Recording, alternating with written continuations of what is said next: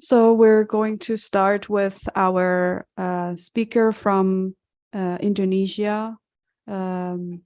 Usamah Abdurrahman from the University of Darussalam Gontor. Unfortunately, I don't have his bio, so maybe he can start with giving us an introduction about himself and his research interest. And we would like to hear his presentation about the state of Islamophobia in Indonesia and challenges of its discourse. Can you, we have him online, right? Okay. Am I audible? Can you hear me? Yes, you are. Please start. You will have 18 minutes to present. Hello everybody. My name is Usamah Abdurrahman. I'm from Indonesia. I've just finished my master degree in Turkey, National University in Islamic philosophy, and I'm currently taking lecture in University of Darussalam Gontor in Faculty of Islamic Law. And today my presentation will be on the states of Islamophobia in Indonesia and the challenge of its discourse. Okay, probably 3 years ago, I was participating in one of the summer school in Istanbul, and at the end of the program, Professor Anas Alisef from London said to me that he hasn't found any materials regarding the Islamophobia in Indonesia. So beginning from that point, I tried to take so many references, and I found that not only there are rare materials regarding Islamophobia, but the discourse of Islamophobia itself has so many challenges, and I will try to explain the problem in this forum. The first challenge that I found is the statement that Islamophobia doesn't exist in Indonesia, or for general, doesn't exist in Muslim majority societies or Muslim majority countries. For example, in Indonesia, our coordinating minister for political, legal, and security affairs, Mahmud MD, he said in various occasions, there is no Islamophobia in Indonesia because almost all ministers are Muslims. That Islamic culture is very alive in the palace. And he also said that Islamophobia was raised by those who lost in politics. Mujtaba Hamdi, the director of White Foundation, also said that Islamophobia doesn't exist in Indonesia. This is a misrepresentation. He also said that in Indonesia, the use of the term Islamophobia aims to defend violent or hateful behavior against others, which is carried out by a small number of Muslims. So this is an opposite phenomenon. I thought that this is paradoxal because he said that Islamophobia doesn't exist, but on the other hand, he also said that there is the opposite phenomenon. In the end, he said that all of this is inversely proportional to the social conditions in Indonesia, which do not have any symptoms that refer to Islamophobic practice. The second challenge I found is the discourse of Islamophobia is seen as at risk of further dividing elements of the nation, since it is used for pragmatic political interest. For example, director of Islamic State University of North Sumatra, Professor Shahrin, he said that because there is Pancasila, which is the principle of the nation itself should not be fragmented. He also called on the issue of Islamophobia not to be exaggerated because it does not suit Indonesia. For him, it will cause conflict, which will provide fertile ground for the growth of radical and terrorist groups in spreading transnational ideology. The last but not least, Professor Nur Hadi Hasan also said that although Islamophobia exists in Indonesia, as in other Muslim countries, he also said that the issue of Islamophobia is used by certain groups to reduce trust in government. But in the end, he said that to solve this problem, the Islamophobia itself should be clarified. So in this occasion, we will try to clarify the phenomenon of Islamophobia and its states in Indonesia. So this presentation will be divided into four session: Islamophobia 1.0 and 2.0, that offered by Professor Ozjan Heder. I thought that this concept beneficial for us to address Islamophobia in Indonesia. The second, the portraits of Islamophobia in Indonesia in 3 historical periods. The third is putting those portraits to the frames. And also, I will try to answer the challenge that I have mentioned in front. And the last, I will conclude all of the presentation. So first of all, Islamophobia 1.0 as a hatred and irrational fear of Islam that I guess all of participants and all of the world perhaps today has recognized this kind of Islamophobia, because what happens lastly in New Zealand has called the United Nations to recognize this kind of problem that has been spread, especially after 9/11. Yeah. But this kind of Islamophobia, or the kind of definition, still unable to provide a holistic picture encompassing the complexity of the problem. And we should not also, by this definition, answer the question with precision. Is it possible that Islamophobia exists outside the locus, outside the Europe, outside the America, etc.? The Islamophobia 2.0 instead is a cultural racism or anti-Muslim racism or epistemological racism. Yeah, that I thought the definition offered by Dr. Enes Bayrak and Fardafes will be beneficial. Islamophobia is an attempt made by dominant group with the aim of controlling, stabilizing, and even expanding its power by appointing scapegoats and excluded from the constructed we. Yeah. But not only in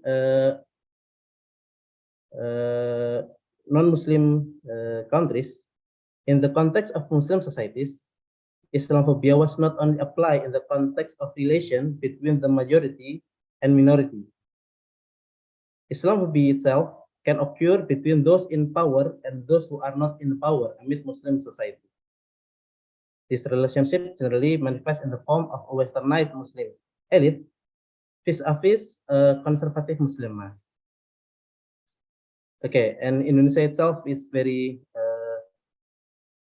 complex because it consists to 160 million population, with 87% of it are Muslim, but the non-Muslim are quite small according to this percentage, but its amount actually very big because the population is also big. Because the Indonesia is an island, an archipelago itself, so there is so many regions that are not populated with Muslim societies, especially in the eastern part of Indonesia and also in the island of Bali, which is Hindu. Okay, the first period of Indonesia to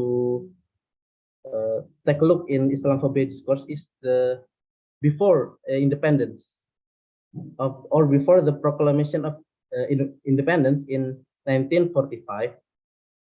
In the end of 80s, Snog Hurgrunch, one of the advisor of that is in this government or colonial government in Indonesia at the time, proposed the framework called splitsing theory, in this theory, he proposed the colonial government to divide Islam or divide Muslim society into two parts. The first is Islam as religion. The second is Islam as politics. The former must be respected by the colonial government, while the latter cannot be tolerated at all. This advice is coming after the Dutch East Indies government has been lost so many money because of the war against the natives in Java war or Diponegoro war and in Aceh war in Sumatra. Besides, Snok also directed the colonial government to apply association policy by promoting wide-scale educational organizations based on universal values that were religiously neutral. He wanted to promote the emancipation, and Udilatif said that this emancipation means making the natives have a distance with the Islamic teachings. But this proposal is in line with the political dynamics in Holland at the time, where the Liberal Party were won in the parliament. They demand the application of ethic policy, which in line with Snok-Rukuron's advice, providing the educational institution to the natives. But these educational institutions is aiming to train indigenous people to acquire skills needed to be able to fill the required post in the colony. Only a decade or 2 decades after this policy has been implemented, there was a newspaper called Jawi Hiswara,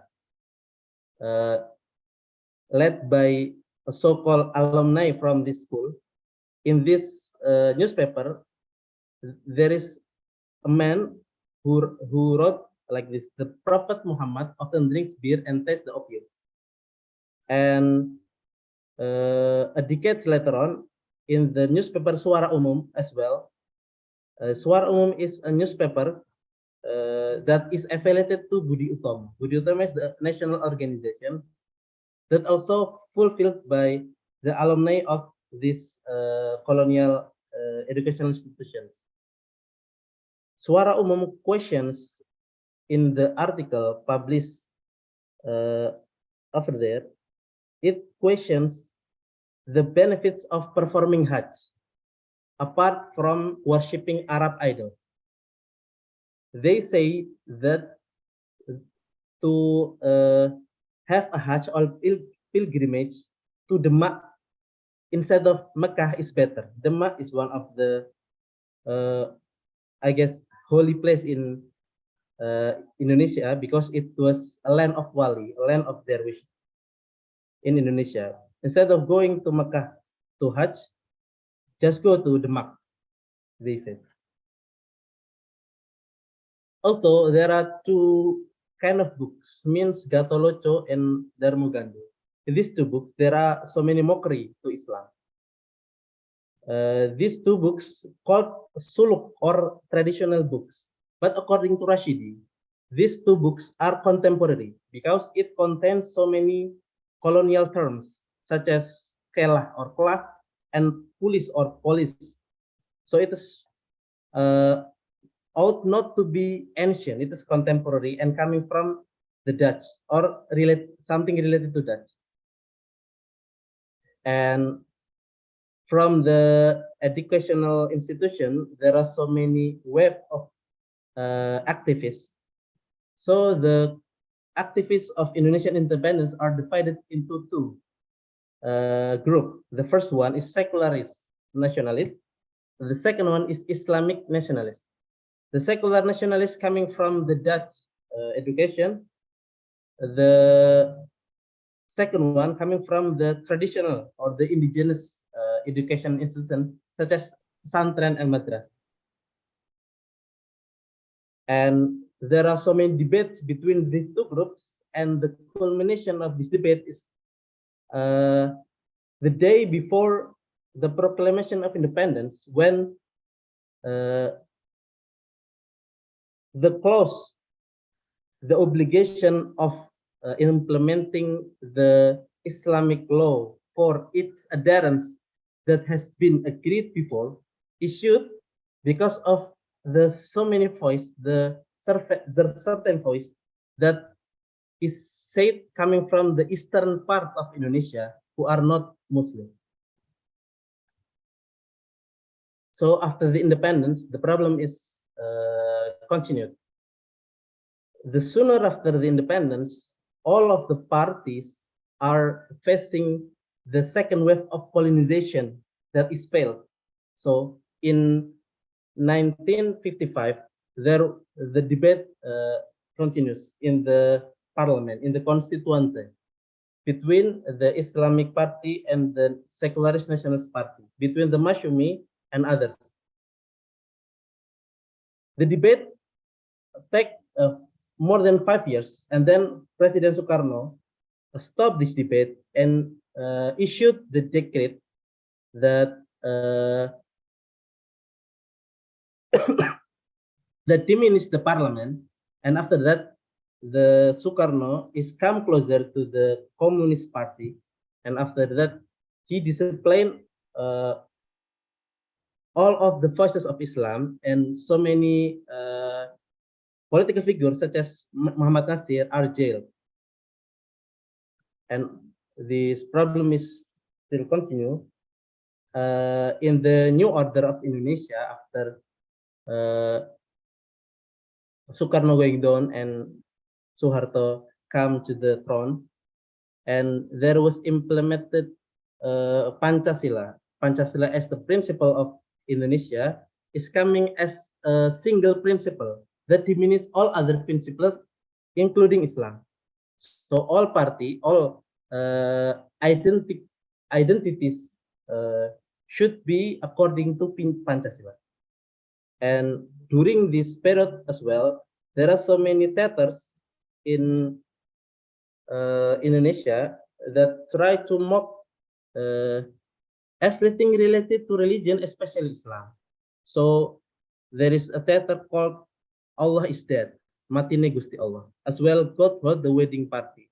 Angel Jibril is married, God becomes a groom, etc., etc. And we come to the third part of the history after Usamah, I'd appreciate if you can wrap it up in like 1 minute. Okay. Thank you. The last one that is, I guess, much more important is post 9/11 and Bali bombing, that there are the classification from RAND Corporation that is taken for granted, accepted by the elites, and the problems emerge until now. There are so many fragmentation between Indonesian people. But what I try to explain is that the Islamophobia exists even in the Indonesia or in Muslim majority societies, not only in the form of Islamophobia 1.0 as well as 2.0. And the suggesting that all opposition who are critical to government are Islamophobe are also problematic by its example, and the conclusion is it is necessary to carry out a discourse on Islamophobia in the sense of a deepening exploration of its forms and systems, as well as various efforts to be able to prevent it in the manner of mutual respect. For this reason, it should be developed by a group of intellectuals who are purely dedicated to education and not sufficiently involved in practical and pragmatical political matters. On the other hand, Muslim politicians should refrain or be very careful in raising this issue, because a little carelessness will make it an easy target for various accusations of politicizing religion. The conditions that will be built from efforts to make Islamophobia irrelevant in Indonesia are not merely pseudo-peace or pseudo-harmony, but real conducive situation due to the fulfillment of the sense of that. Thank you. That's for me. Assalamualaikum. Thank you, Usamah. Yes, give them. Please stay in for the Q&A after the presentations. So our next presentation is also online. Do we have the speakers prepared?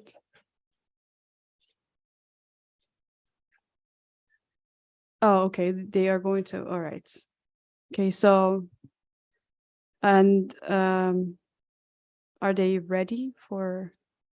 Okay, perfect. So, okay, I'm going to just give an introduction. And so our next speakers are Muhammad Younis and Fazila Sahbai, and Muhammad Younis is an associate professor at the Department of Political Science at Forman Christian College in Pakistan, and his research interests include federalism, democracy, politics of Pakistan, and international organization. I don't have Fazila's bio, so she can also add more information about herself.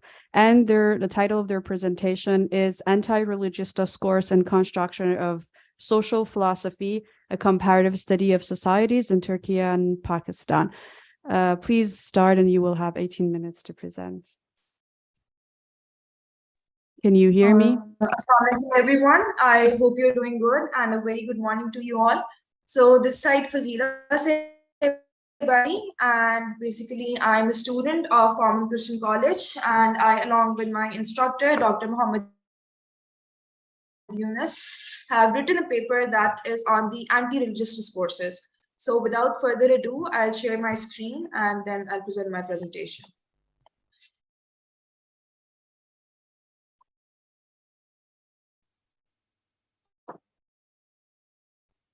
Okay, so the basic major topic that we are covering is based over the anti-religious discourse and the construction of social philosophy, which obviously is different. And our unit of analysis are the societies in Turkey and in Pakistan. Moving further, the thesis statement that we are basically covering, or the issue that we have addressed, is based over the protests. As you all know, that the Protestant Reformation, the Treaty of Westphalia, the anti-religious discourses have evolved through several stages, contributing to the development of various hegemonic social philosophies, which are having their own biases, obviously. The religious societies where religion and state are intertwined with each other in terms of nature of a particular religion, for instance, that of Islam, which is the main focus of our study, are expected to abide by these anti-religious discourse standards that are accepted globally in order to be accepted in the global community. However, with this standardized nature of these discourses in mind, a society with similar religions has evolved to give several different perceptions of modernity itself. For example, Turkey and Pakistan has different perceptions of modernity, and they are then further carried out in a different manner. The interpretation of modernity is not based over that much scientific evidence, but is rather philosophical in nature in both of these societies, yet it is aligned with the economic development of states. These entire anti-religion discourses are Eurocentric in nature, and nor the applications of these shifts are discussed under the lens of the postmodern theory. What our paper tends to do is to highlight the reasons that would be our objectives for the differences in the interpretation of modernity among the societies with the religion commonality. We also have highlighted the factors that cause this difference within each society under the postmodern theory, which is further then followed by the objective to study the various social constructions stemmed from the notion of modernity within the Muslim states, mainly that are our unit of analysis, which is Pakistan and Turkey. Moving forward with our main body of analysis, we have undertaken the theory of power-knowledge structure that is presented by Foucault. Now, as Usamah in his presentation also gave a very detailed idea of what Islamophobia is, I won't go into the major details of that, but it's better that I draw a background of the anti-Islamic or anti-religious discourses with a proper background to give you a major idea. Now, the anti-Islamic discourses refer to the negative and hostile attitudes, beliefs, or practices directed towards the Islamic religion, its followers, or cultural practices that are associated with it. This can manifest the form of prejudice, hate speech, discriminatory behavior, and further leads to more extremist type of anti-religious discourses. There has several implications of this discourses as well, which has obviously retained a resistance among the Muslim masses, a sense of discrimination, and further radicalization, of course. Moving towards a basic idea of Islamophobia. Islamophobia is a term that is used to describe prejudice, hatred, or discrimination that is directed against Muslims. However, it is important to note that radicalization of the Muslims is a complex issue and it cannot be solely be attributed to the West. There are certain internal factors within each Islamic society that have played their role in which the religion was played as a tool for political power and abuse of power. Coming towards modernization, we in our paper have laid 3 dimensions for it, that is early Orientalism, American-only Orientalism, and then followed by Neo-Orientalism, which is the basis of Islamophobia. Narrowing it down to further give an idea that what early Orientalism is or what these 3 paradigms represents, early Orientalism is based over the imperial domination in the world and has European construction. As explained by Edward Said, a well-known scholar, all these are subjective constructs rather than being objective in nature. The knowledge of the Occident, that is the West, is a major source, and the Occident produces this knowledge. The power-knowledge relation, as stated by Foucault, which was stated before as well, can be used to give an idea related to the knowledge paradigm of the Orient constructed by the West. Coming towards the other paradigm, that is American Orientalism, coming towards both the scholars that I had quoted before, Foucault and Edward Said, the 19th and early 20th century Orientalism was a construction of the US and was apparent in the end of the Second World War. As they were emerging superpower, therefore they had control over the Arab world regions in terms of their involvement with their foreign policy issues, and the region had been highly significant for economic interest and security purposes for the US. To give an example, we'll say that the control of the US of the Arabian Peninsula and oil in 1945 and the creation of the Israel, moreover, also the strategic value recognition of Israel after 1967 war. Therefore, due to this hegemony, it was very important or crucial for the Americans or the West to have a knowledge of the Orient, but this knowledge was obviously self-constructed based over their own understanding of the Orient itself. Then comes the paradigm of Neo-Orientalism, which is the basis of Islamophobia itself. After the war on terror, there emerged a very peculiar and distorted form of Islamic faith. This Orientalism that is existing today is ideologically motivated under the Zionist cause, and irrational fear is generated of the Muslim faith comprised of rejection and hatred.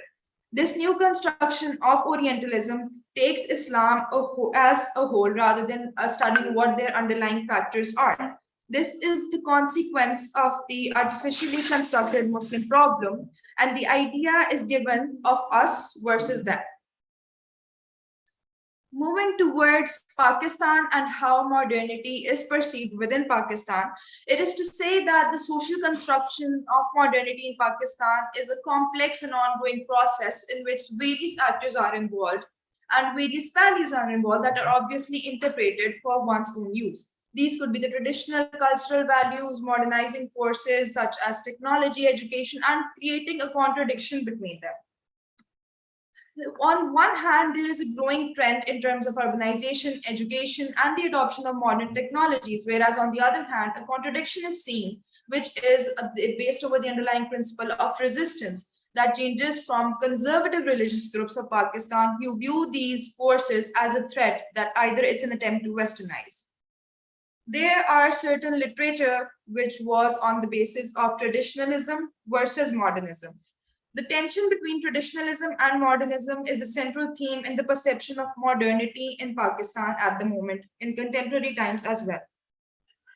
Traditionalism in Pakistan basically emphasizes the importance of family, cultural values, and religious values as well, which act as a barrier to the modernizing force. Whereas in contrast, the modernism is associated with urbanism, separation of religion with the matter of the states and remaining in the private domains, education and economic development, and hence it is seen to be as a view to the traditional values. This makes the perception of modernity in Pakistan to be very complex and multifaceted, and individuals either are embracing or rejecting the notion of modernity rather than seeing them to exist as one force.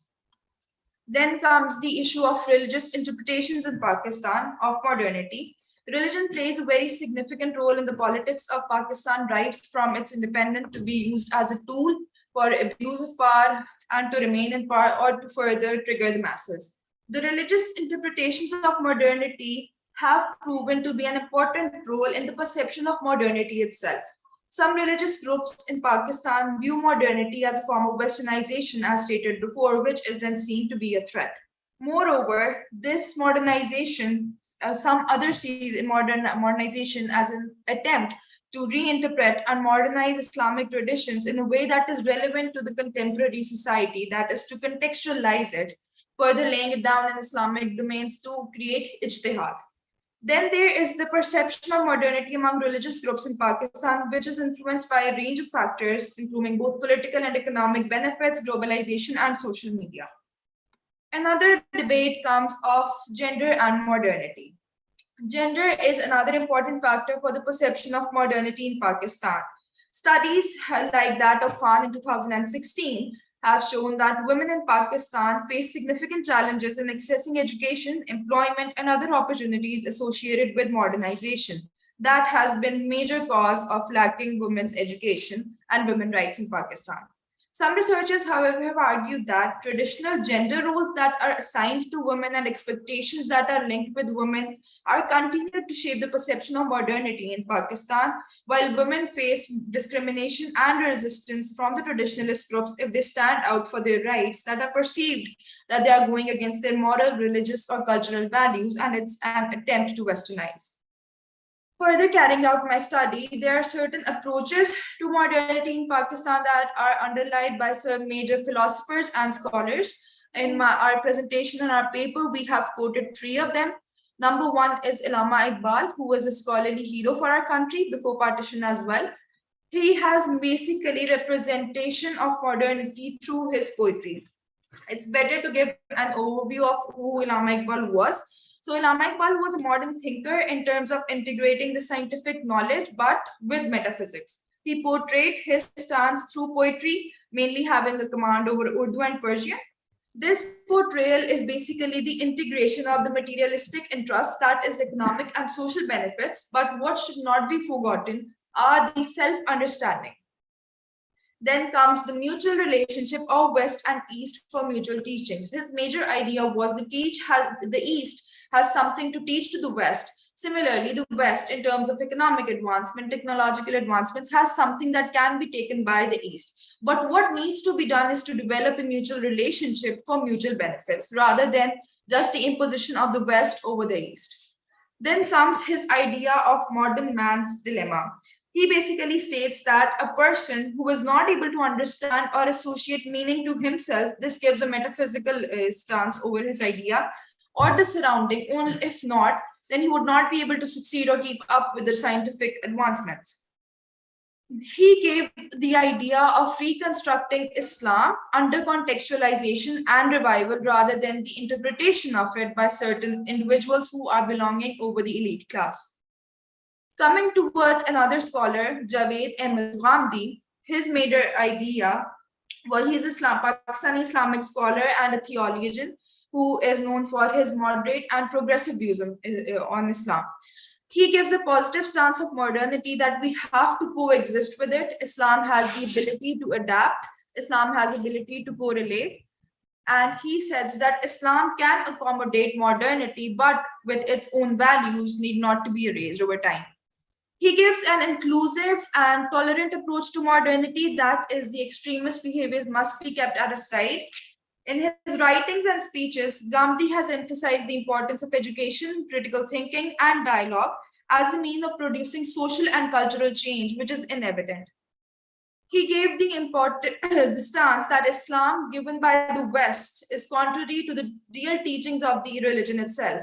Apart from that, the interpretations that are obviously given by certain social elites is also different than what the real teachings of Islam are, and what we need is a revival. There, he gave a significant departure from the traditional Islamist discourse that is prevalent in Pakistan to a more contemporary and more accommodating in nature. Then comes Muhammad Tahir al-Qadri, another well-known figure in Pakistan. He is a Pakistani Islamic scholar, theologian, and politician known for his advocacy for moderate and inclusive interpretation of Islam. His idea on modernity is that it is moderate, inclusive, and it gives a more inclusive interpretation of Islam's. But what he presents is much of a complex idea. He has criticized the Western model of democracy and human rights as well. We can give the idea of Abulhassan here, that is of cultural relativism, that the one which is applicable in the West is not necessarily to be applicable within our societies, because there are various factors, underlying factors, that cannot be ignored. He expressed the concerns about the negative effects of globalization and consumerism in Muslim societies as it differentiates with what that are existing. In his book, Peace, De-Radicalization and Counter-Terrorism, he states the basic idea that terrorism and extremism are a result of distorted understanding of Islam, and the solution to these problems lies in promoting a true and authentic interpretation of Islamic teachings. He provides a critical analysis with an idea of the historical values as well.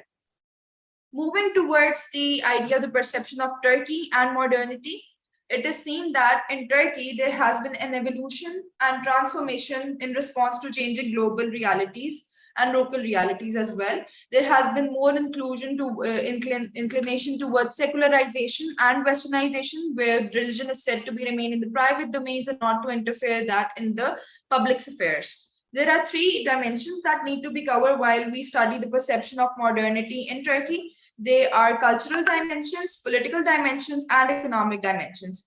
Coming towards the cultural dimensions of Turkey, it has been shaped by a tension between the traditionalist and the Western influence, and the Western influence, which was also seen that in Pakistan as well.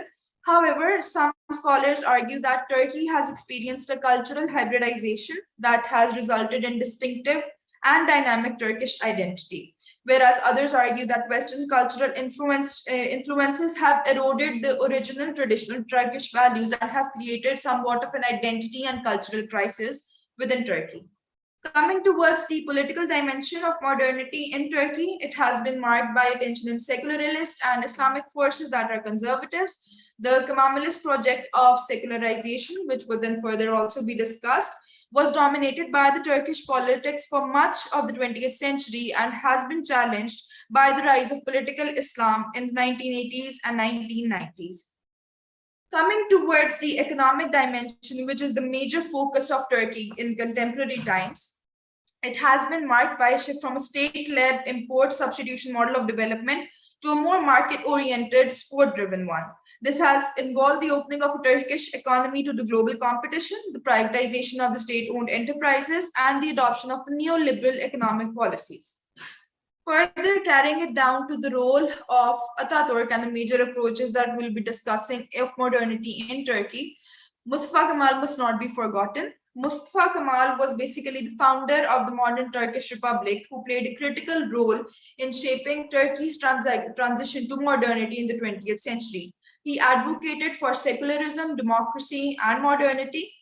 His project, Kemalist project, was based over the radical reforms that were based over a new legal code and followed by the replacement of the Arabic script with Latin-based alphabet and introduction of a secular education and the abolition of the Islamic Caliphate. Fazila, you have 1 minute Okay, to wrap sure. it up.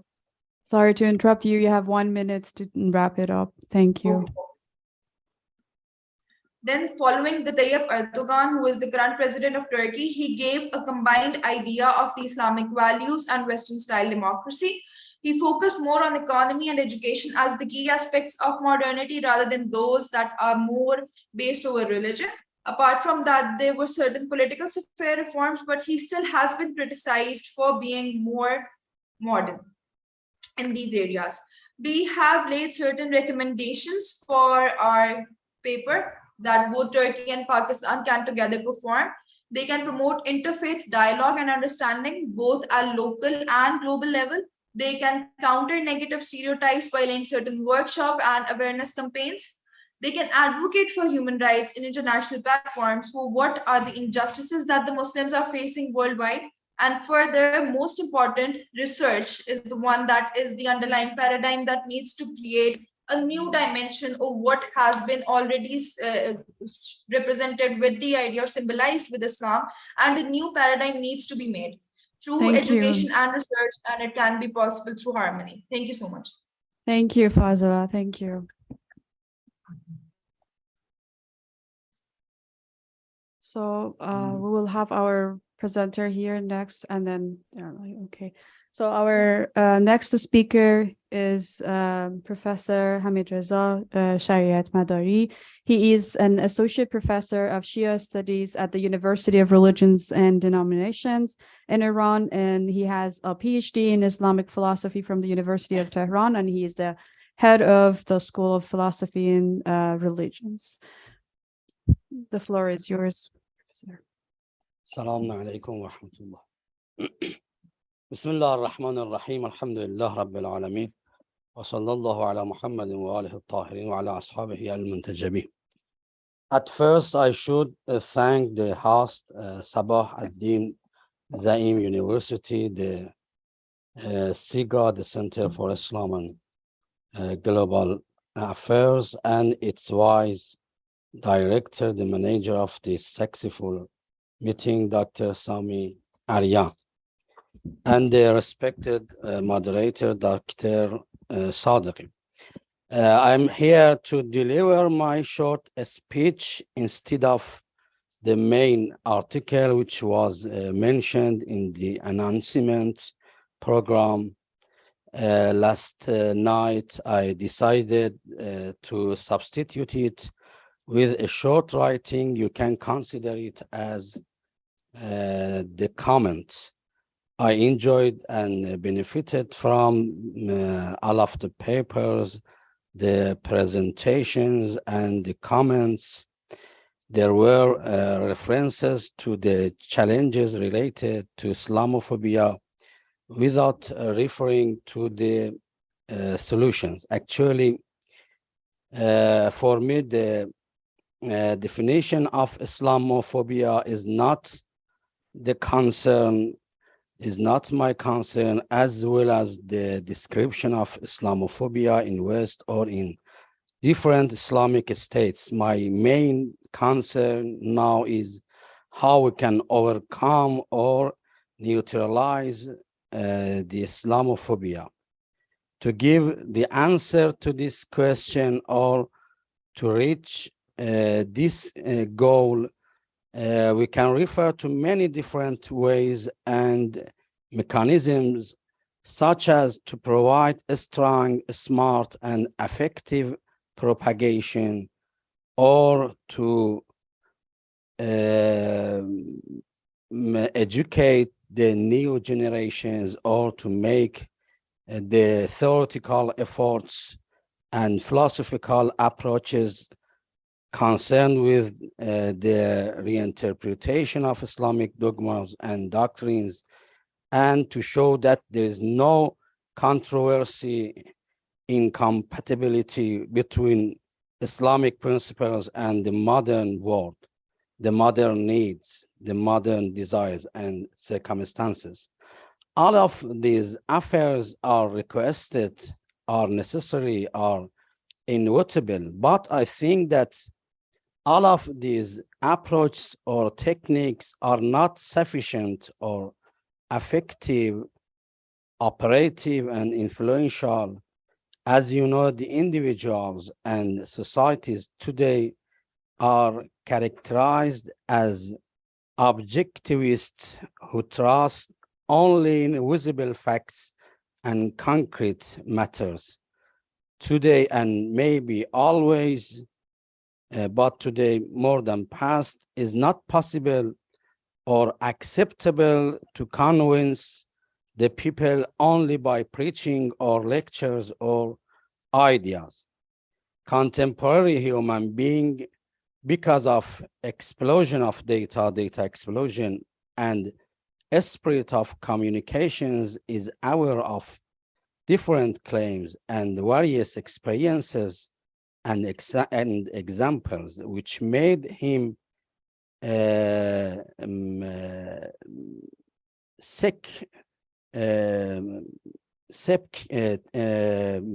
incredulous and skeptic.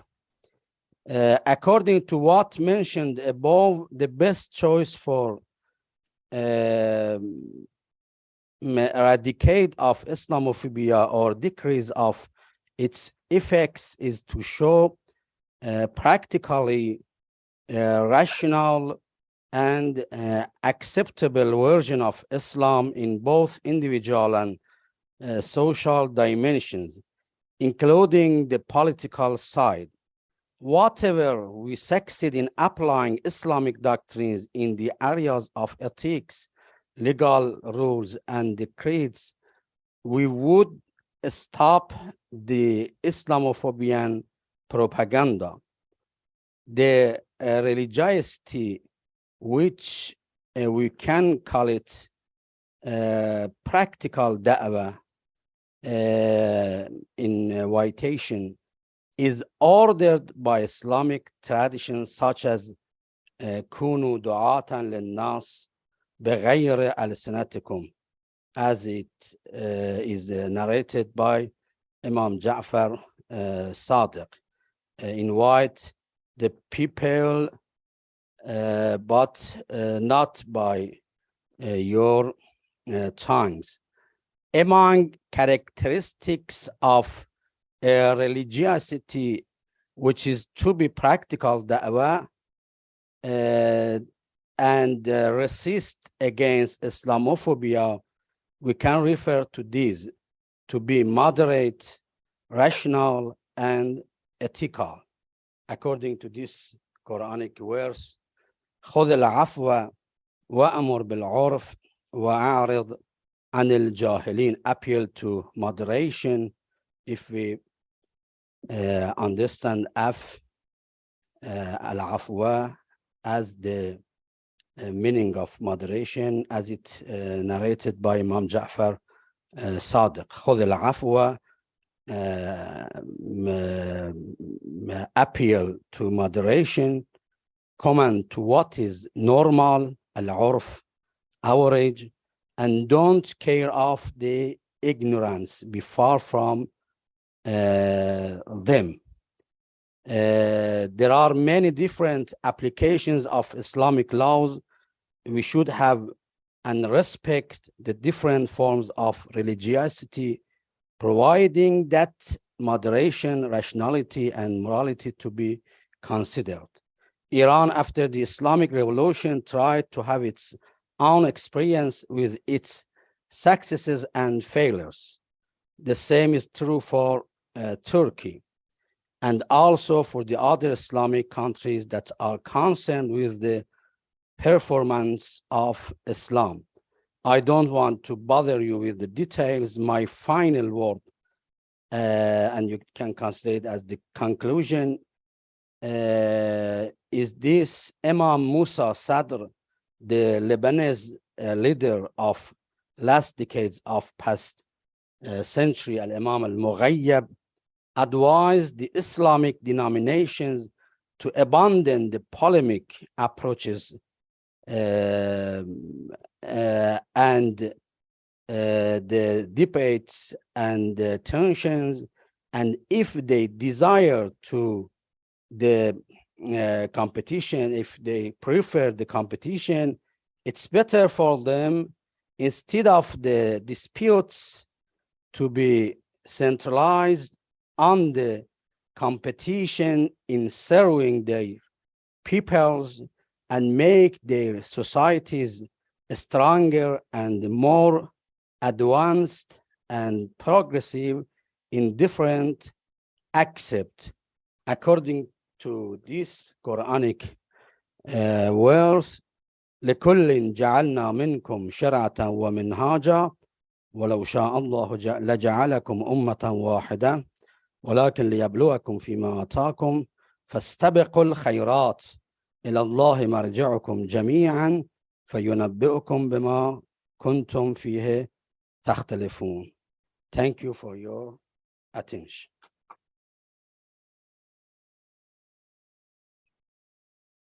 So we have one more presentation and our speakers are online. Are they ready? Do we have them? Okay, great.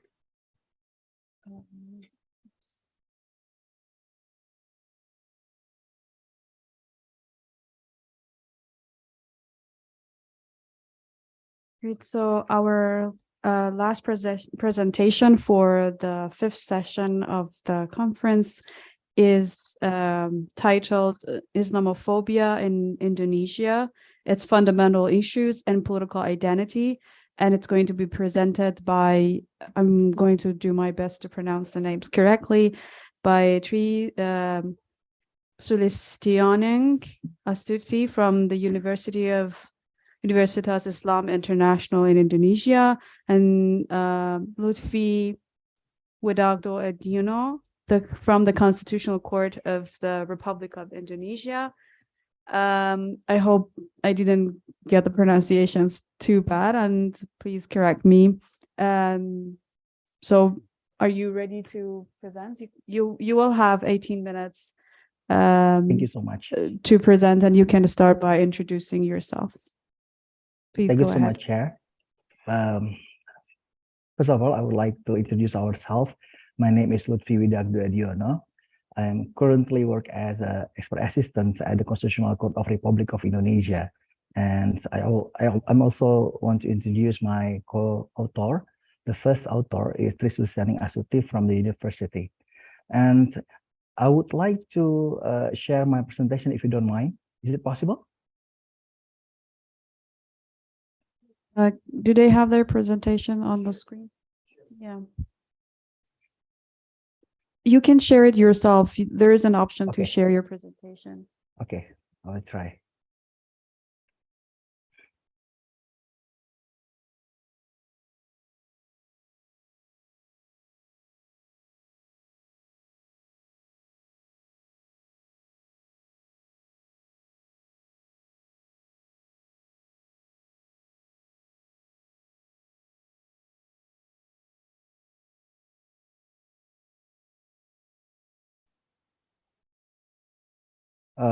I can use it.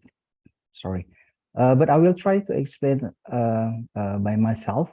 If Tri, could you please to try to share the presentation if you don't mind, because I cannot use my laptop at that time. Okay, ladies and gentlemen, thank you so much. My presentation's title, as mentioned by the chair, is okay. Islamophobia in Indonesia, its fundamental issues and political identity. And our questions is there an Islamophobia in Indonesia?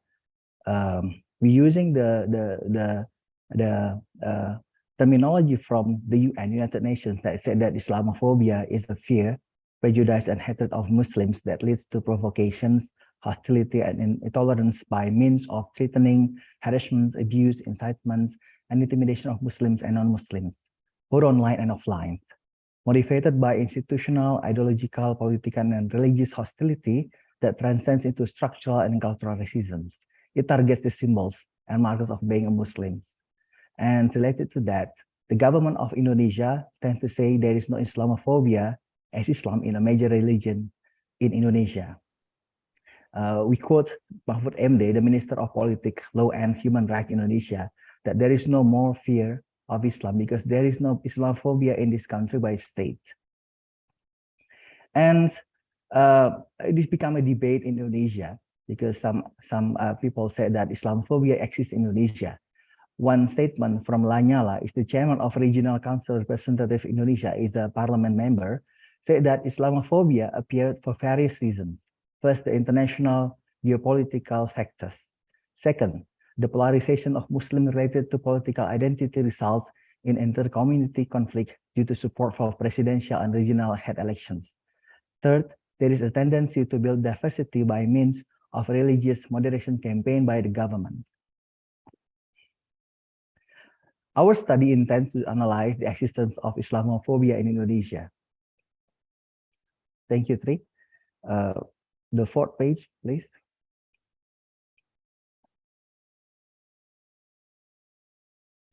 We're using methodology qualitative research and that study. And we also find literature reviews that several studies confirm the existence of Islamophobia in Indonesia. First, the article by Shukri that said that Islamophobic sentiment can be found among non-Muslims and Muslims toward other Muslims. Second, wrote by Apriliani and Rosait in 2021 that Islamophobia in Indonesia is born from a public misunderstanding of the Islamic concept, which not harmful at all. And we can say that the form of Islamophobia in Indonesia differs from other countries as it consists of two groups. First, those who, first, those who increase Islamophobia and a group that tries to decrease Islamophobia. Next slide, please. I think it's your turn, Tri. Actually, there is a shifting of resurgence of Islam after the Reformation era in Indonesia. According to Greg Valley in 2022, this is still much debate about this, whether the Islam is resurgent after Reformation or it is actually started but remain underground. But the inclusion of Islam into mainstream politics and make no longer clear boundaries, whether it is Islam or the society is being Islamized. And the symbol of Islam become the mobilizing power on moral or legal issues such as alleged blasphemy, including some local region in Indonesia apply the Sharia law, even though they are not Sharia region. And one of the phenomena happened in Indonesia during the election 2014 and 2019 is unprecedented religious polarization with Islam during the election. Islam, the symbol of Islam, used to use as to attack the credibility of the candidate. In this case, President Jokowi vis-a-vis the candidate previous Prabowo.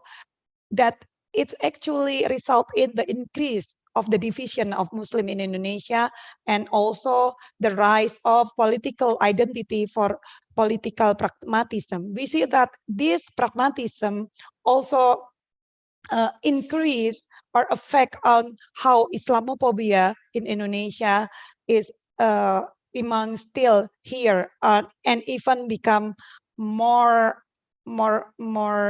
can be found anywhere. So, and also the government policy during the Jokowi era is cracked down against the radicalization and also promotion the moderation by, I'm sorry, something trouble.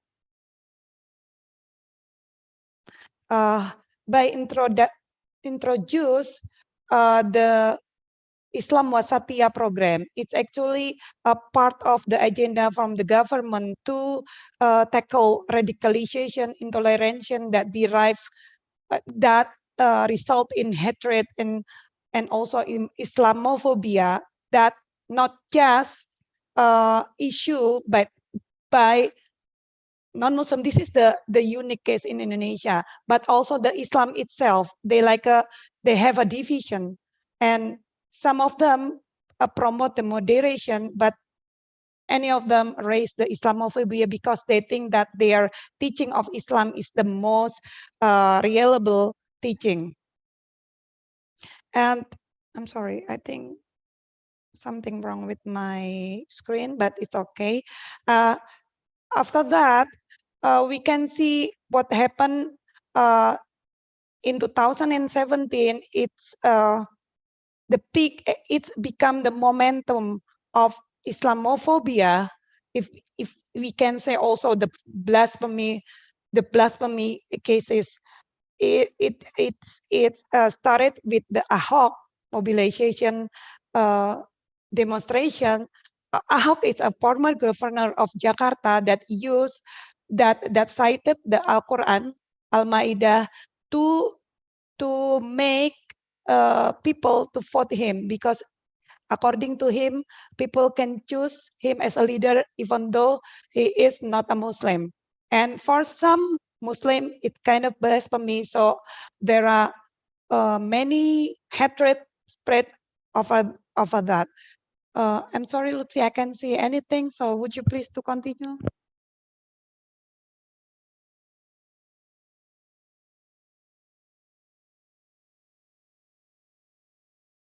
What happened next is then the Ministry of Religion Affairs adopted and acknowledged the need for moderations amidst the rise of intolerance, radicalisms, and extremisms in political identity, and declared 2019 as a religious moderation year.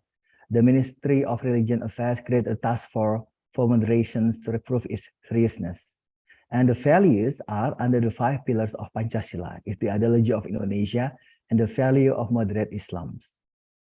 We found that this top-down policy has the risk of stagnation if the regime change. The institutional initiative indeed provide a higher probability of success than personal effort. However, it is not an easy journey without any awareness of the Muslim community to become wasatiyah, since the radicals and extremist groups will continue to strengthen their position in society to get power. And we have a very short conclusions, because we already said that the government of Indonesia tends to say there is no Islamophobia, as Islam is the major religion in Indonesia, and the Ministry of Religion Affairs adopted and acknowledged the need for moderations amidst the rise of intolerance, radicalism, and extremisms in political identity, and declared 2019 as a religious moderation year. And we found also that the form of Islamophobia in Indonesia differs from other countries, as it consists of 2 groups. First, those who increase Islamophobia, and a group that tries to decrease Islamophobia. This is our presentation, ladies and gentlemen. We will say thank you and Tashakur Edram if you have any questions for our presentations, because this is our ongoing research. So your comments, your commendation is very useful for our final discussions. Thank you so much. Oh, thank you. So now we have kind of plenty of time for questions. If anyone in the audience has questions, please raise your hand. Yeah, sure. Do we have a microphone to please keep it? And I also forgot to give an applause to Mona, so let's go for that too.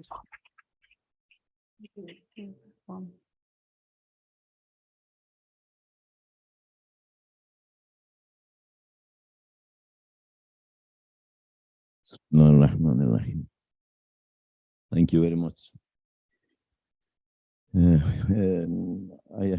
My question, in fact, my questions is directed to Mona.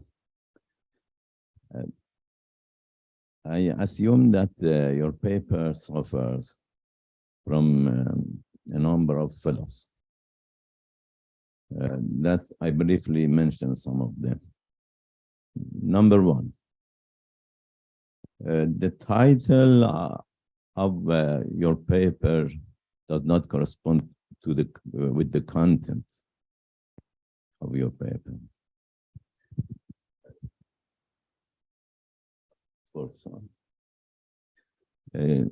because the title is securitization of the refugee problem, but the content is the racialization. In fact, the most portion of your paper is not securitization. It's based on racialization. This is one point that I assume if you can manage it, that it will improve your paper. And the second point is it is legally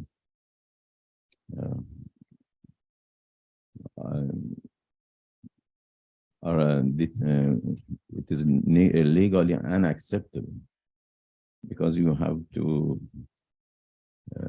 take into consideration international conventions for refugees, and also the national laws in this regard.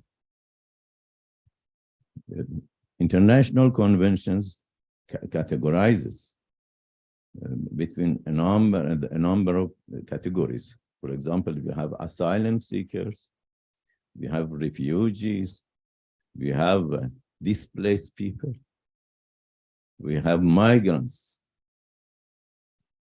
The Afghanistani brothers and sisters who live in Iran with us, they are illegal immigrants, they are displaced persons, they are asylum seekers, they are migrants, and a number, even I can mention more categories. Therefore, you have to consider and classify which categories you are going to deal with in this paper. Number 3, it has no relation to the realities of our society. For example, in Turkey, after the Syrian conflict, a number of refugees, not refugees, displaced people, in fact, displaced people forced to enter Turkey. And after the earthquake, when the people criticizing the government, that the government let the people, the Syrian people, come inside, and now the government is not able to support our people after this earthquake. Therefore, we have to consider the realities of the society. The number of displaced people, job seekers, migrants, refugees, asylum seekers from Afghanistan, people who live in Iran, they are not 1,000, 2,000, 1 million. It is maybe right now it is around 10 million. It's a nation migrated to Iran. A portion of the Afghanistani nation moved to Iran. And we, as Iranian, as Muslim brothers, we accepted them. Right now, when I go to, in the early morning at 6 o'clock, I go to the baker to purchase a loaf of bread. In front of me, 6 Afghanistani is in front of, before me, in the line. 6. Not in a remote area near the border of Afghanistan, in Dawlat, in the north of Tehran, not in Mashhad near Afghanistan. Therefore, we have to consider this situation. So, let's one more, I think, one more, yeah. Therefore, we have to consider the last point I want to mention. It's better you limit the domain of the scope of your paper, which the time limitation and the geographical limitation, which area you are going to deal with and which period. For example, the early period after the Islamic Revolution, or right now. If you define and limit the scope of your paper, I think that will also improve your paper. Thank you very much. Can I just answer something? Yeah. Thank you so much for your question and comments. Definitely, they will help me a lot, but I should mention some things. You told me that I should focus on different periods. I think the whole point that I just tried to make it that it's not a field work that I just wanted to focus one part or one period. It was just trying to compare that how state building process has changed during the time, and the problematic of refugee can show us to what extent the definition of belonging and being in Iranian state has changed during the time. So this historical moment was important for my paper. Firstly, you told me that which I should consider different groups. That's true, but in Iran, according to policy, we consider all the Afghan population, as I told, as Atbai Begane. So we don't have different categories for them. And when you told me that, okay, you told me that why they are in Tehran, in North Part, and you think it seems that it bothered you that why we should have 6 Afghan people in shop in north part of Iran. So if we consider them as a Muslim, don't trying to categorize them by their race. So, you know, as I mentioned, I refer to one of my quote that we had refugees in Iran. They didn't know that they are not Iranian at all because we don't try to separate them. So I think always we're trying to say that the reality is that we have lots of problems here in Turkey, or we have lots of problem in Iran, economical problems. So it's the reality, we should consider that. But the point is that Iran has very suffered from lots of economical issue in first decade of revolution. It has war, but it welcomed refugees because it's considered itself more transnational. But after the war, even though the things settled down, it changed its policy towards refugees.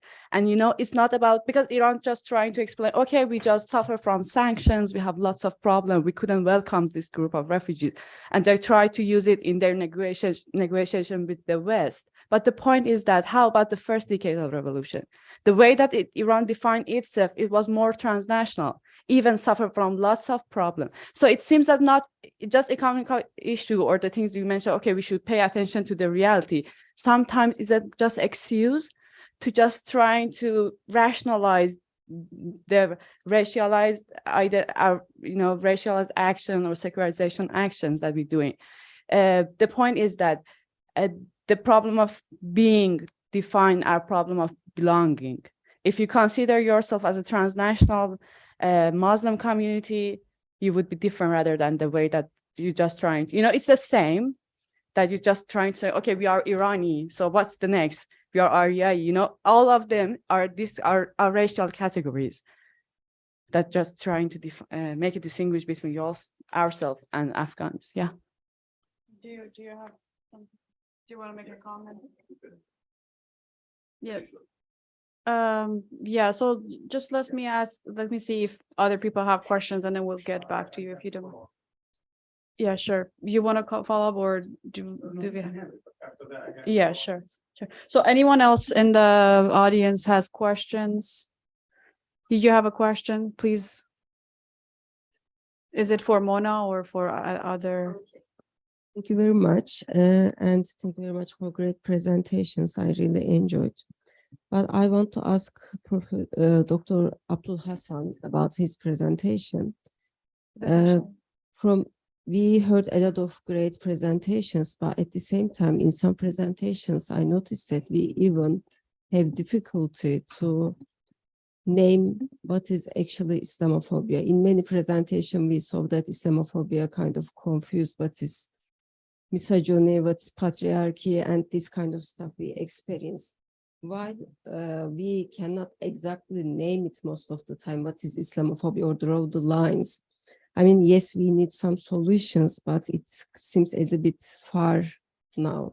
And there are many great points you made, but for example, you said to overcome Islamophobia, we need to be more moderate, we need to be more rational. But for example, how we define moderation or rational, it's a kind of part of Western discourse already creating more moderate Muslims.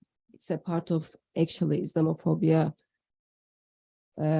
terrorizing the Islamophobia. For example, most of the presentations also mentioned the embedded the idea of bad Muslim, good Muslim, but we don't do, I mean, it's a kind of exclusion of power relations and hegemony And yes, I agree, we need to educate more. Maybe we need to increase the critical thinking in our education system, or we need to make aware our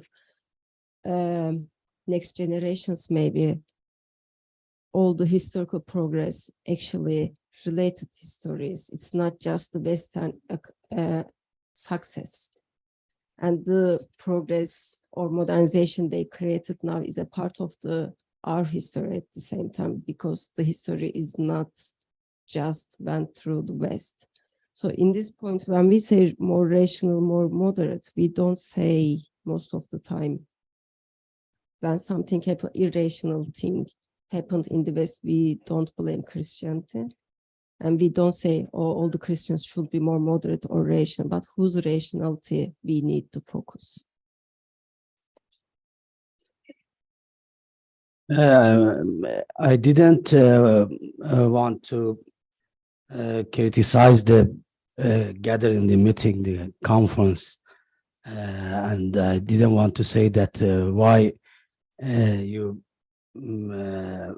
focused on the notion of on the definition of Islamophobia and not go for the solutions. But I wanted to benefit from my time to refer to some solutions, and you know that more important than the definition and the description is to go to the solutions. And I wanted to say that the best solution is not to criticize the enemies, criticize the Islamophobian efforts, but we should focus on ourselves, on our actions, and I believe that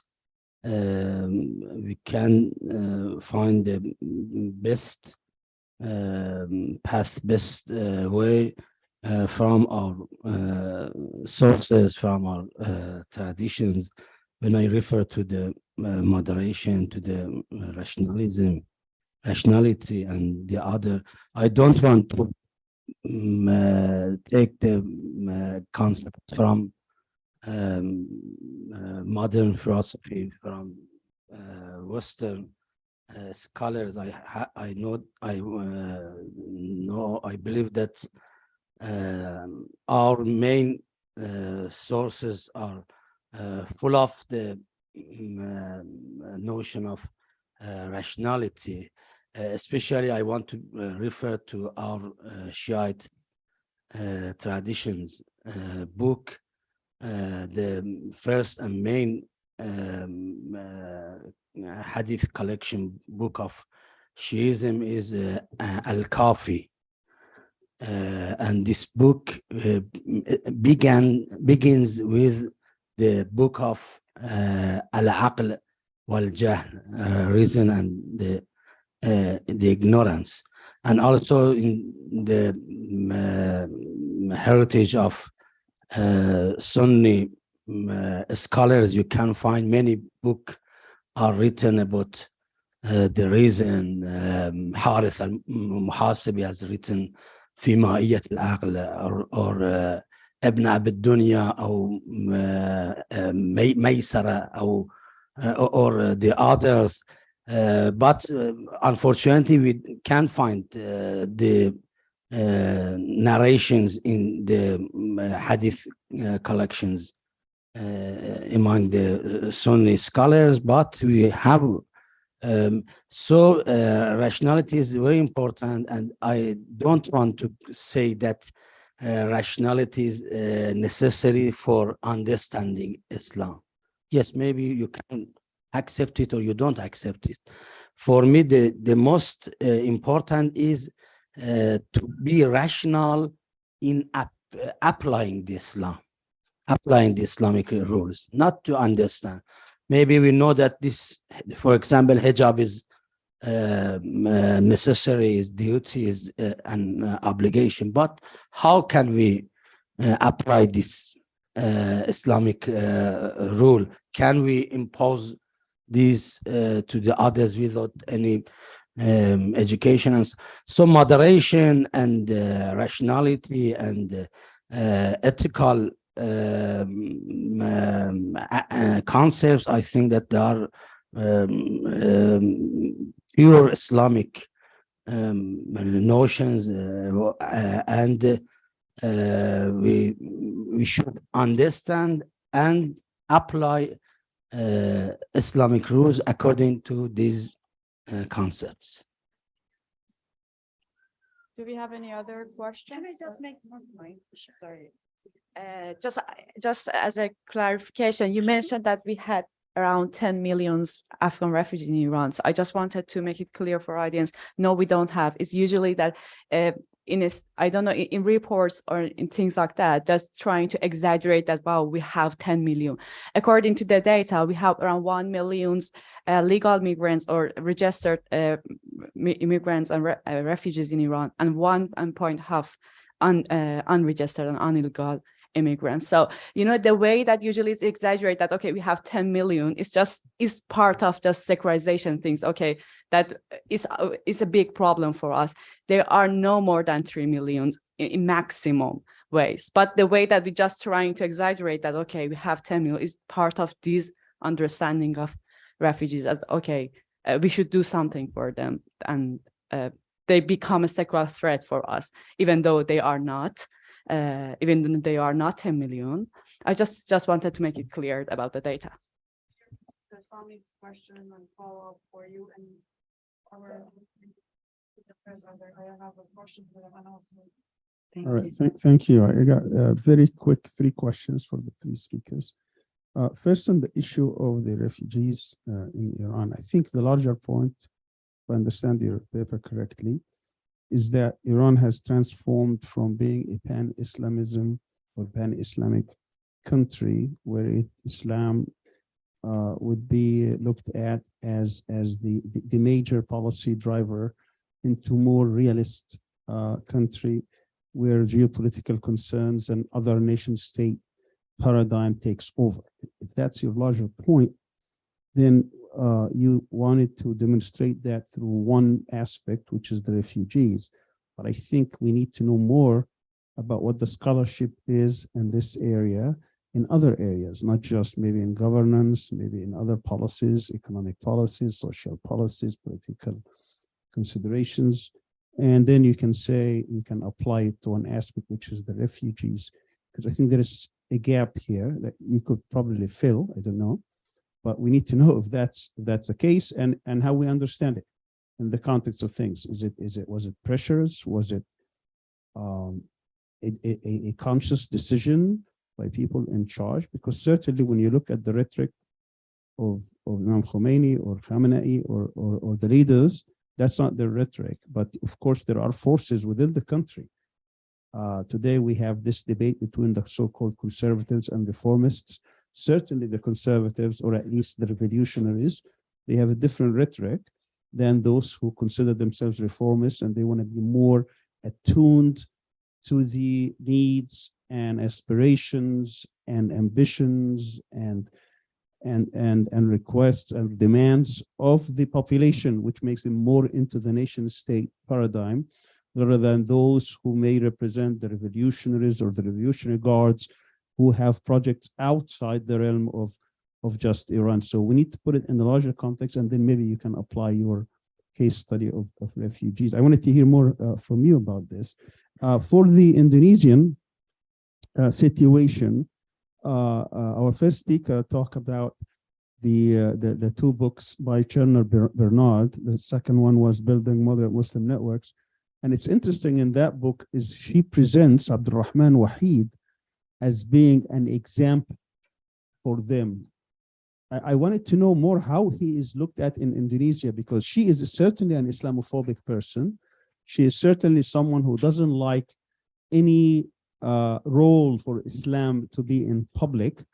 And to give the example of Abdurrahman Wahid, to me, is a negative point, not a positive point, which means that Abdurrahman Wahid wanted actually some sort of a secular or non-role for Islam in public, even though he is identified as someone who is personally or privately religious.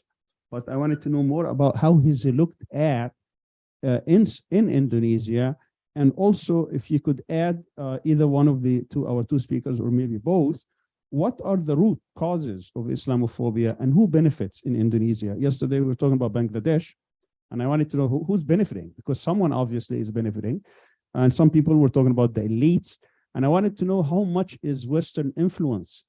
How much is there Western influence in Indonesia? Is there a Western player, whether at the maybe great powers such as the United States or European or others, or who actually is benefiting and who's behind it? And finally, for the Pakistan speaker and Turkey, I heard and your speech, but I didn't see any role of the military, since both countries were ruled by the military, and still the military has influence.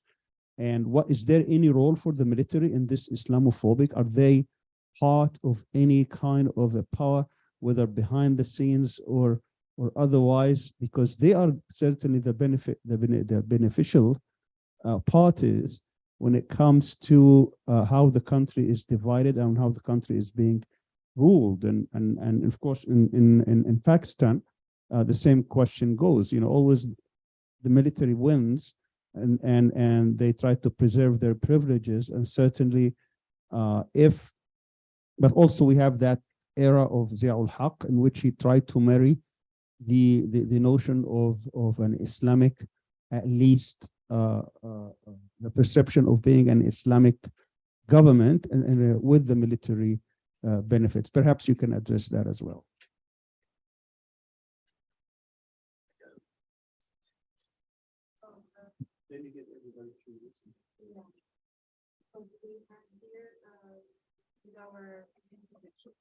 Okay. So can you go and answer? Yeah, just one. Oh, okay. You have. Yes, please go ahead. I want to add one another point, that we are the Islamic Republic of Iran. I am an Iranian Muslim. I'm not a Muslim without border. I am an Iranian Muslim, and we are living in the country named as Islamic Republic of Iran. During the when Saddam invaded Kuwait, the whole population of Kuwait entered Iran, and the government did not settle them in camps. They entered Tehran. Boom. Even they purchased the houses. Despite the fact that the government of Kuwait funded billions of dollars to Saddam during the invasion to Iran. Therefore, we are Muslim. After this invasion, we consider that they are our brothers. They are displaced.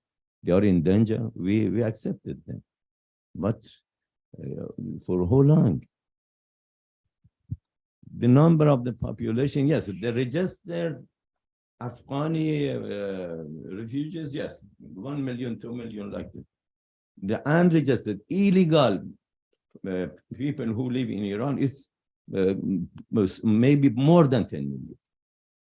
And this is the convention. The convention says the contracting states shall allow such a refugee a reasonable period within which to seek legal admission into another country. We cannot accept 10 million people to live here as like Iranians. And this is very important, the nation is a state and its relation to Ummah, the pan-Islamic approach. We have to discuss it here. If we did not consider this reality, we live in a nation state. I am Iranian. and he's from Turkey. Other brother is from Iraq or from Indonesia. An Indonesian can enter Iran with a visa. Right. Thank you. So Start with her. okay, I also have a question for you and our presenters from Indonesia, very brief, and then we can start from them. So my understanding of your presentation, Mona, is that your concern is how the Islamic Republic, it's pretty much like what Professor Sami mentioned, that Iran started with Islamic notions of like the Ummah or the nation and seeing everyone who's Muslim as the same nation.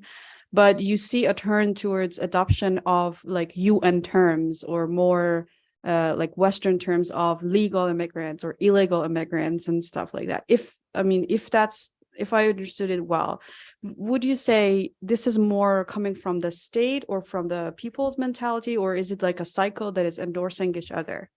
And for our presenters in Indonesia, any of them, I'm sorry for my ignorance on Indonesia, but I had this question: is the Islamophobia that you think exists in Indonesia more like outward towards a certain group of Muslims, or is it just general? Like there is no distinguishment between, for example, different denominations, Shia, Sunnis, or just certain I don't know if that you have social movements that associate themselves with Islamic identities or anything, or it's just broad Islamophobia and versus secularization of the society.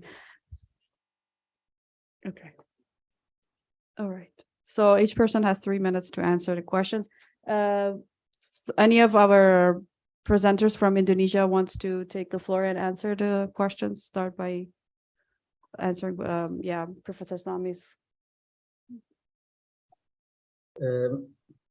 Maybe I can start. Yes, please go ahead. Okay. You have 3 minutes to answer people's questions. Yeah. In my presentation, I have put that RAND Corporation in his publication in 2003 divided Islam to 4 groups: fundamentalists, traditionalists, secularists, and modernists.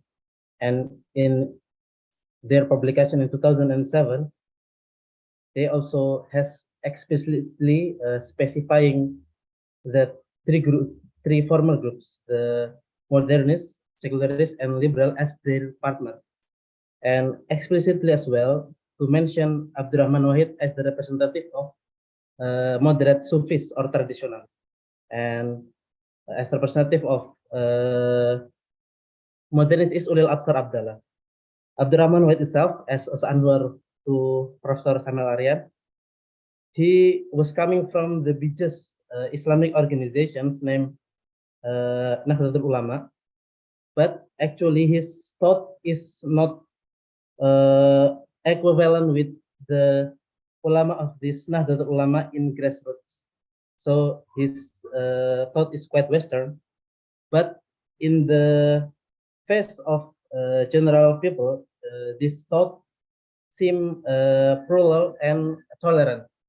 So when he became president of Indonesia, so many of his policy quite tolerant, but in the same time it excludes some part of Muslim that is not equivalent with this thought. That's the first. The second is who are benefited from Islamophobia in Indonesia from the publication of RAND Corporation. And RAND Corporation we know as one of U.S. advisors, maybe U.S. and the parties who are propagated with war on terrorism in the beginning of 21st century is the one who are benefited from this campaign. And the last question, Islamophobia is not come to general, but there is also the groups of Muslim in Indonesia. I have mentioned in my paper.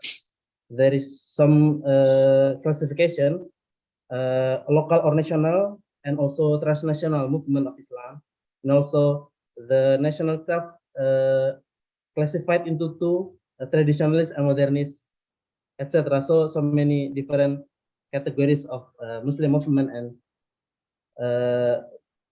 many of them are categorized as radicalist, radicalist, extremist, etc. Especially after 9/11. That's for me. Thank you. Any other one wants to add Yes. to? Yeah, please go ahead. Yeah, some information already stated by Usamah from Gontor. I'm not mentions about Abdurrahman Wahid, but I feel that I concern with your questions. Abdurrahman Wahid is our third president, and after the authoritarian regime, Suharto, and then when he selected, he against the nationalist movement.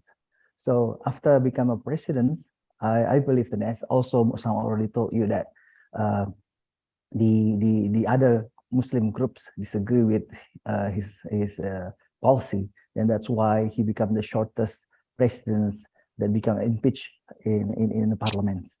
So these times, if I'm not mistaken, Usamah, Abdurrahman Wahid is one of the icon of the moderate Muslims in Indonesia, because his policy and his talk in media after become president or before becoming president.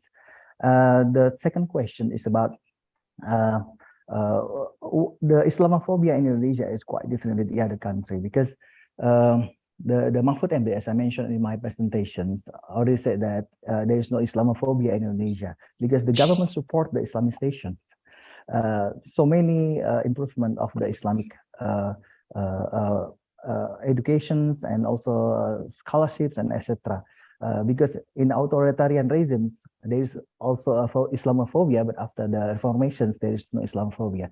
But then one of the social activists, Abu Janda, probably Usamah already heard about it, said that it's become a very huge discussion in Indonesia. Said that Islamophobia, Islamophobic mentions because Abu Janda said that I make statements that critiques the intolerance group in Indonesia, then I become Islamophobic.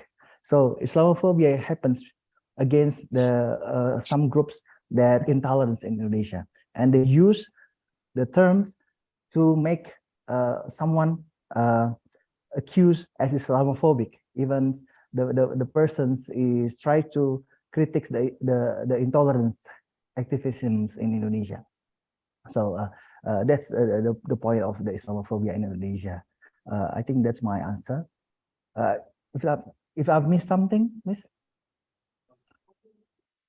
Or who make the benefit of the Islamophobia in Indonesia? Okay, the government of Indonesia tried to create a program called the Wasatiyah programs. It's kind of the moderations, but as mentioned in my presentation, it's because these administrations, President Jokowi, but after the Jokowi will finish in 2024, probably the program will be changed. That is why it became a problem in Indonesia when the government tried to create some program that tried to moderate the Muslim Indonesia, because the Islamization happens. I don't know about the Usamah think about it, but I means that the Islamization happened in Indonesia in all aspect of life in Indonesia. But then the government tried to create a Wasatiyah program. That's my answer. Thank you. Anyone from our online presenters wants to add anything? Okay, so I think. Do you want me to answer the question about Pakistan, or should I wait? Please go ahead and yes. Yeah, thank you very much for asking this question. First of all, let me make it absolutely clear that actually this was not the actual topic of our paper. We were actually trying to see how different narratives have been built in Pakistan and Turkey to either adapt to the concept of modernity or adapt it. So we actually explained the work of three of our scholars who are considered to be relatively more modern, and then from Turkey, two of your leaders. For example, Mustafa Kemal Pasha, and then the current president of Turkey, Tayyip Erdogan.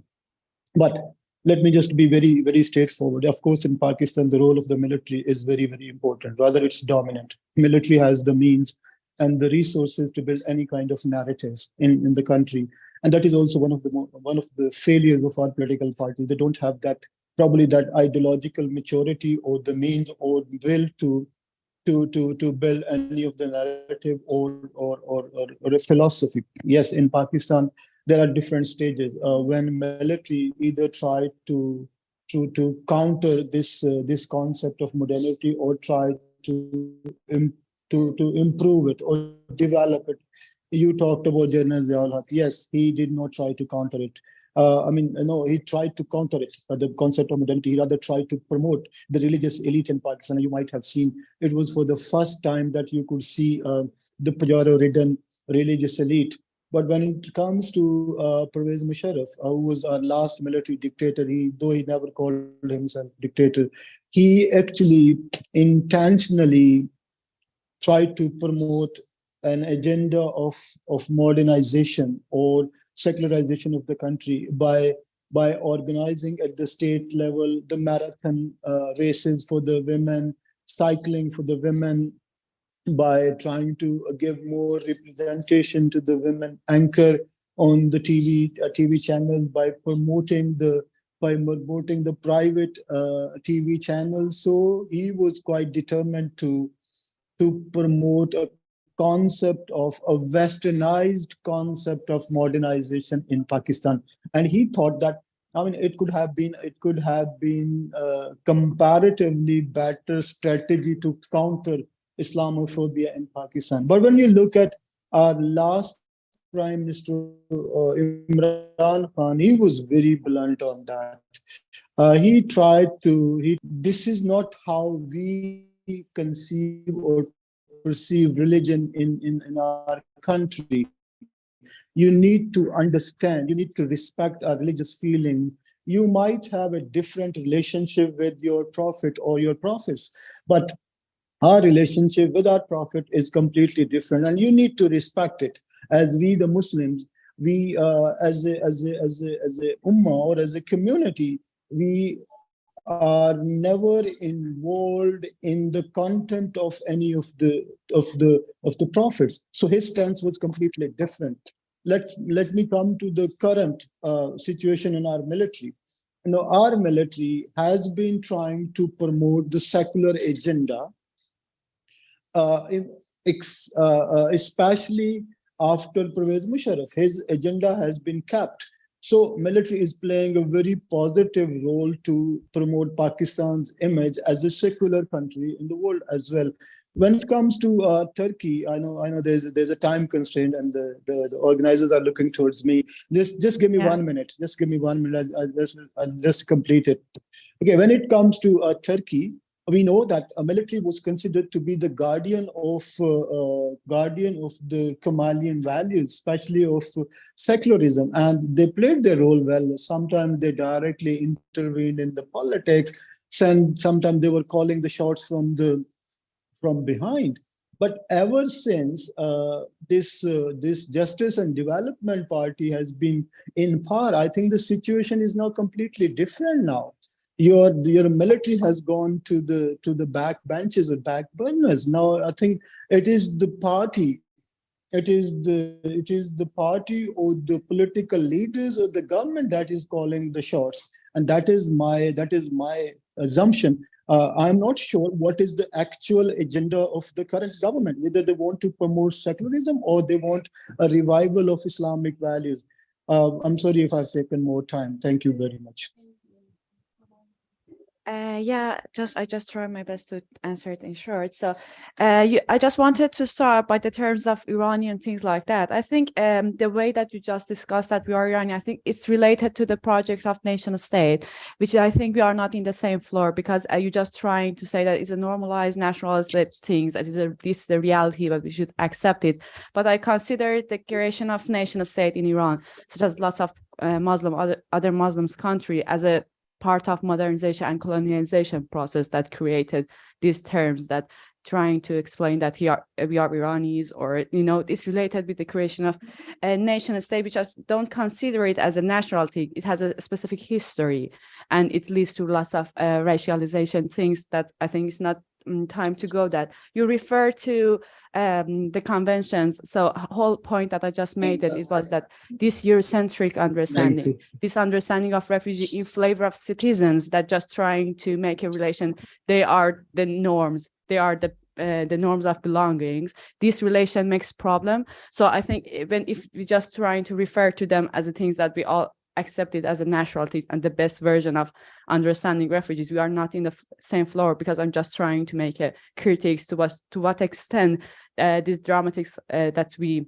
see about refugees in whole the world, not just Iran, is just a result of the way that Eurocentric understanding of refugees, that think, okay, citizens are normals, and who becomes refugees, they lack their agency, they lack their humanity, and things like that. About the point that you made about you try to make a distinguish between two groups of people in Iran. In some point it's true, but I'm not completely agree with you, because I think I just trying to link this shift, this discursive shift from Muhajir to alien, to link it to expansion of liberal horizon in Iran, which I think it continues in both groups, because after first decades of revolution, we had different government with different orientation, but all of them more or less follow this liberalization horizon. I think it doesn't matter who, rather than pay attention to their climate, we should pay attention more to their performance. I think the expansion of liberal horizon, which is linked to privatization of economy in Iran, lots of other things, they completely make sense together. So when you look to our economical structure, we have more privatization, and Revolutionary Guard is one of the main actor of this process. So I think the way that they performs can tell more things about their action rather than their claimant. So I don't want to say that, okay, yeah, I'm agree with that the reformists have more idea about, okay, we should be rational, they're trying to be more Western. I totally agree with you. But I don't think that, I think more or less they follow the same trap. It doesn't matter to what extent they claim, no, we are Islamists, but their performance can show us, because we have a development program in Iran, which just, for example, next is 10 years, and it follows liberal horizons in different terms. So, these kind of things can show us to what extent, even they claim that, no, we are Islamists or things like that, they follow the same things. It doesn't matter what they claim.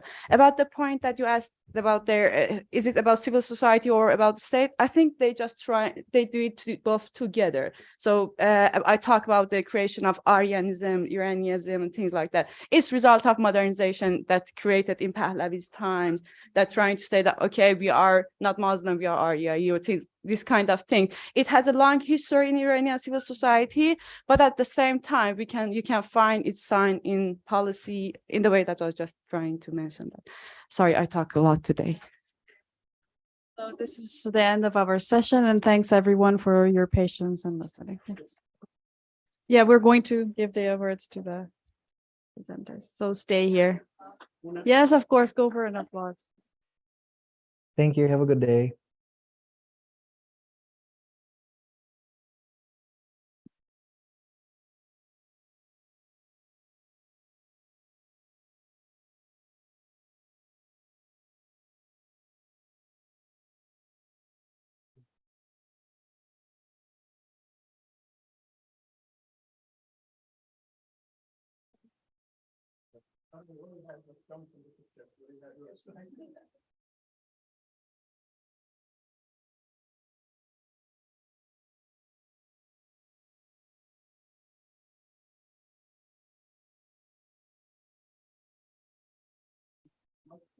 We have lunch now.